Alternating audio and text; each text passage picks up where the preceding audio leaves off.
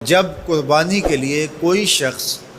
جانور خوش دلی کے ساتھ رضائے الہی کے حصول کے لیے ذبح کرتا ہے تو اس جانور کا خون زمین پر گرنے سے قبل یہ عمل قبول کر لیا جاتا ہے۔ اور یہ بات بھی ذہن میں رکھیے گا کہ ایام نہر یہ 3 دن جو خون بہانے کے ہیں، 10، 11 اور 12 تاریخ، ان ایام میں آپ جو بھی عمل کریں،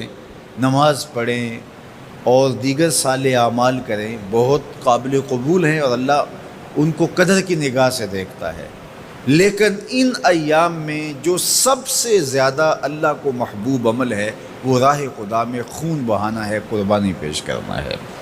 تو قربانی کا کوئی اور متبادل نہیں ہو سکتا۔ کچھ لوگ یہ فلسفہ ان دنوں کے اندر بیان کرتے ہیں کہ 20-50 ہزار کی قربانی